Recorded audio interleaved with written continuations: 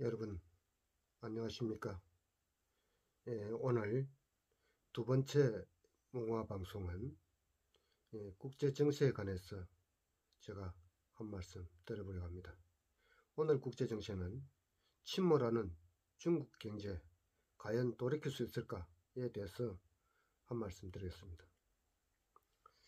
중국이 국가경제 전략으로 쌍순환 전략을 채택을 했습니다. 이 쌍순환 전략은 2021년부터 2025년간 5개년 및 향후 15년 동안 양적 성장 대신에 질적 성장에 집중하겠다고 이렇게 발표를 했습니다.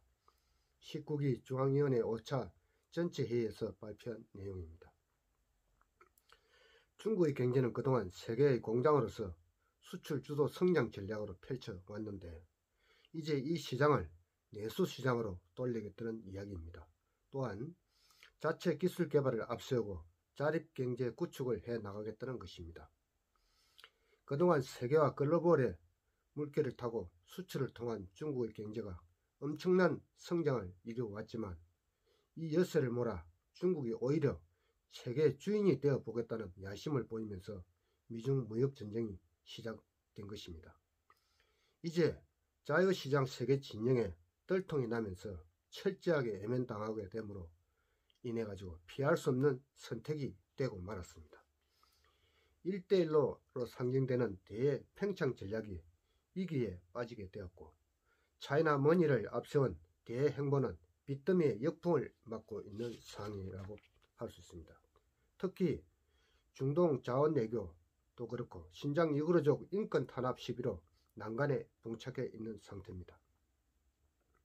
이러한 이유 때문에 결국 쌍순환 전략이라는 내수시장 경제와 기술 개발이라는 카드를 꺼낼 수밖에 없었다고 봅니다. 중국이 이제 공격적인 중국몽을 추진할 수 없는 처지가 된 것입니다. 그래서 이들이 몸을 바짝 낮춰서 현실에 적응하라고 하는 것입니다. 이 쌍순환 전략의 핵심은 국내 중국 내에서 가치 사슬을 완성시키는 홍색 공급망 구축인데 2025년까지 10대 핵심 사업의 부품 및 소재를 국산화율 70%까지 끌어올리겠다는 계획을 세웠습니다. 이러한 기술에는 반도체를 비롯한 첨단 사업이 주축을 이루고 이를 위해 기술 투자를 유도하며 정부가 주도적으로 돈을 푼다는 소리입니다. 북한식으로 말하면 자력갱생 또는 지구전, 진지전을 하겠다는 뜻이 아니겠습니까?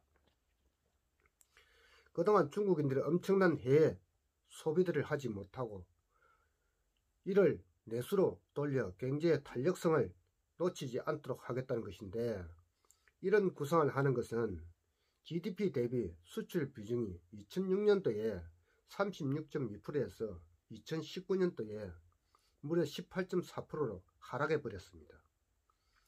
무역 의존도 역시 GDP 대비 전체 상품 비율로 2006년에 64.5%에서 2019년 35.7%로 완전히 축소가 되었기 때문입니다.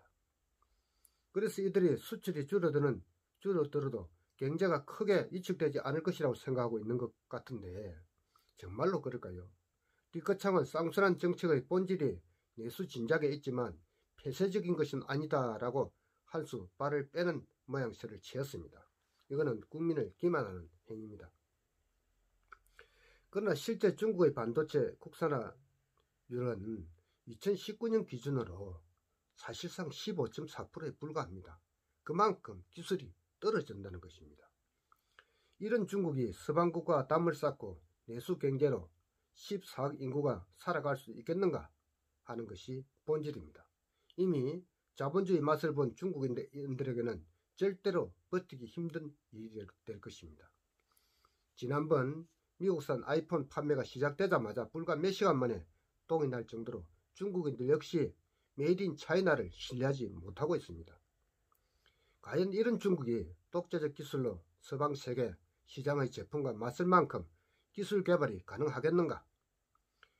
해외 제품보다 질 좋은 제품을 내놓고 중국의 모두가 구매력을 가질 수 있게 해야 내수시장 경제가 될 것인데 과연 그런 기술이 가능한지 중국인들이 믿지 못하는 마당에 어떻게 쌍순환 정책이 성공하겠는가 하는 의문이 생깁니다.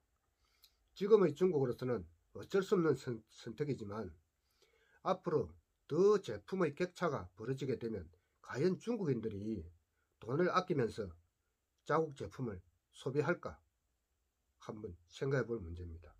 이제 해외 제품들이 가격이 비싸도 한번 맛들인 중국인들은 결국 자국산보다는 해외 제품에 손이 갈 수밖에 없어질 것입니다.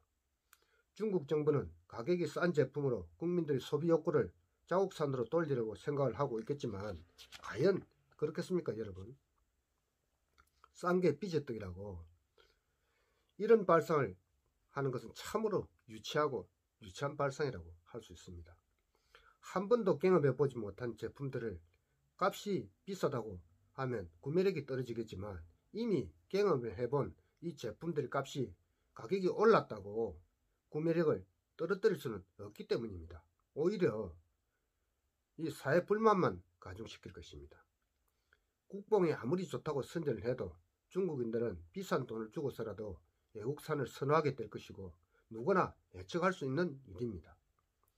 또 하나는 중국의 국가 부채가 GDP 대비 지금 300%를 넘었습니다. 세계에서 가장 높은 채무 부담을 중국 정부가 안고 있는데 이것은 언제 터질지 모르는 시한폭탄과도 같은 것입니다. 중국은 4대 은행 금융 리스크는 3중 부채입니다. 가계부채, 기업부채, 정부부채 3자 모두가 빚더미에 시달리고 있는 이런 상황입니다. 지난해 중국 회사채 부도 규모가 1376억 위안, 약 23조 7천억이었습니다.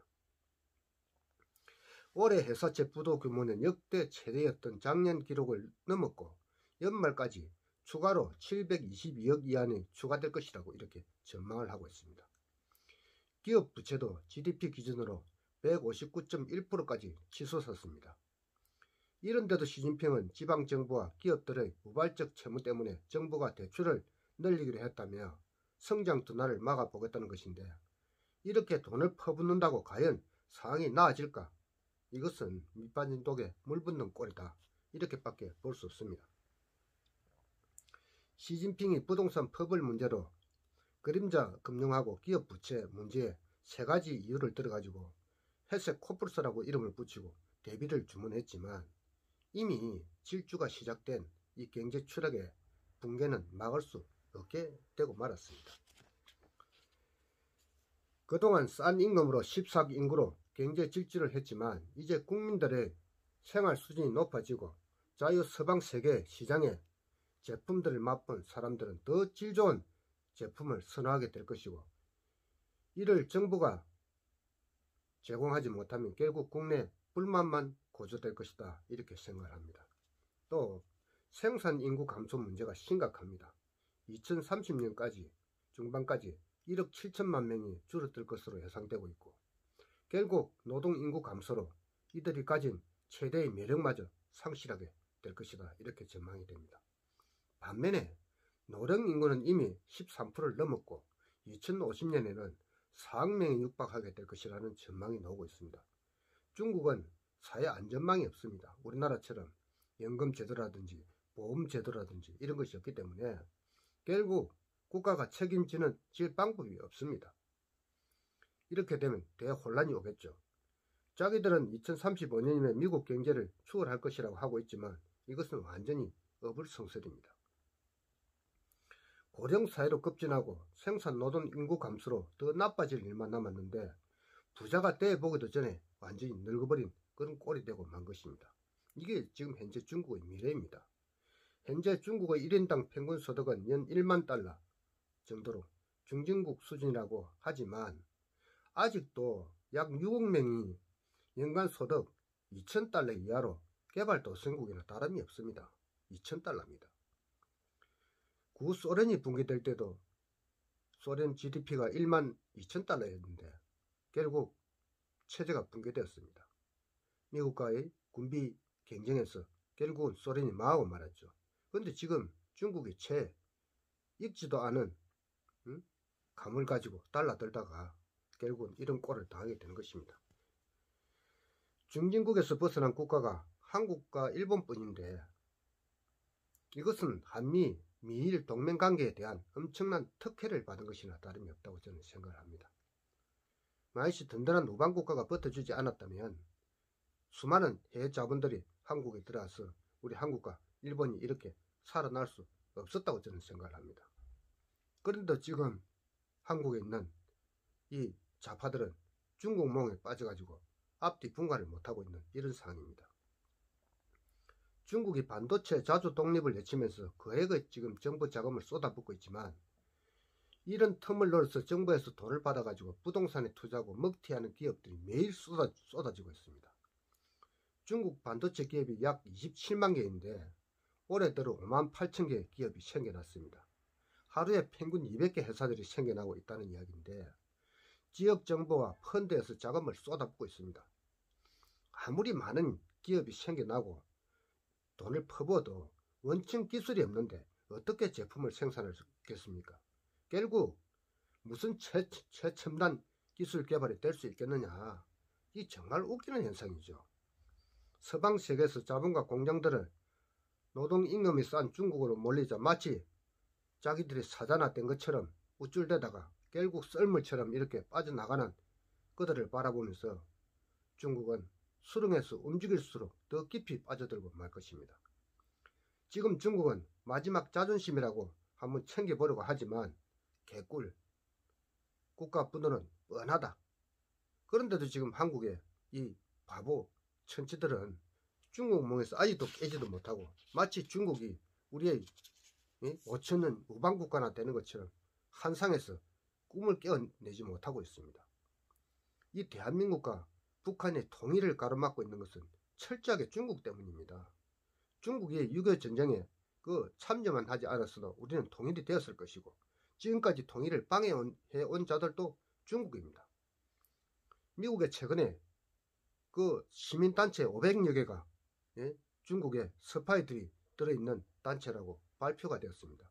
과연 그러면 우리나라에는 이런 것들이 없겠습니까?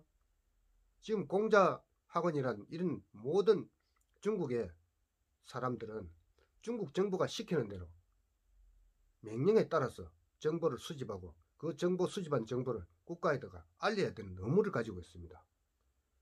이런 나라하고 어떻게 우리가 같이 살 수가 있겠습니까? 소, 말, 엉덩이에 붙어서 가도 중국만 가면 된다는 그런 말도 안 되는 헛소리를 찌꺼린 자들이 있는 반면에 아직도 중국이 천황폐하나 되는 것처럼 이렇게 항송에 읍소하고 있고 심지어 지금 서해 안에 중국 어선이 하루에 320척 이상이 매일같이 들어와서 싹쓸이 의장을 해가고 있는데도 우리 해경은 우리 영에서 나가라 하고 있고 중국은 그래 알았다 나갈게 이렇게 하고 있습니다. 이제 중국 사람들이 한국 해경이 우리를 잡는다는 생각도 하지 않고 있어요. 정말로 이거는 어처구니가 없는 겁니다. 국민들이 세금을 주고 비싼 군함을 만들어서 그들에게 주고 국토 방위를 지키라고 준 임무인데 그 임무도 제대로 하지 않고 있고 이 정부는 지금 중국 몽에 빠져가지고 어디에 붙을지도 모르고 이렇게 하고 있으니까 나라가 지금 개판 5분정이 된 것입니다. 아직도 중국이 제가 봐도 뻔히 망하는 길로 가고 있는데도 불구하고 이렇게 정신을 못 차리고 있다는 것이 정말로 한심한 노릇입니다. 중국에 있는 동종 가진 수많은 사람들이 집을 몇 채씩 가지고 있습니다. 그 집이 빈집인데도 그냥 두고 있습니다. 과연 중국의 부동산 이 버블 현상이 생기면 중국이 과연 살아나겠습니까? 이런데도 불구하고 중국에다 기업을 하겠다고 하는 이런 작자들은 결국에 거기에 들어가서 기술 뺏기고 기업 뺏기고 나중에 몸뚱아리만 치켜들고 놓을 것이 뻔한데 이것을 정부가 주도적으로 압박을 하는 것인지는 모르겠지만 제가 볼 때는 이 시점에서 중국에 갈 이유가 한 개도 없는데도 불구하고 중국에 간다는 기업이 있다는 것이 정말 분노하지 않을 수 없습니다. 중국이 언제 우리의 우방입니까? 그래서 오늘 저는 아직도 대한민국의 이 바보 정치꾼들과 그리고 이 정부의 친중 정치를 바라보면서 이 나라 정치는 완전히 썩었다. 똘대가리들만 모여서 정치를 하고 있다. 이런 생각이 들어가지고 여러분들에게 제가 알고 있는 중국의 현재 상황을 여러분들에게 말씀을 드려보는 시간으로 가졌습니다. 오늘도 제 방송을 봐주시는 여러분께 진심으로 감사를 드립니다. 더 좋은 방송을 위해서 열심히 노력하겠습니다. 제 방송 구독과 좋아요 많이 눌러주시고 많은 사람들에게 공유해 주시면 대단히 고맙겠습니다. 여러분 모두 즐거운 저녁 되시길 바랍니다. 감사합니다.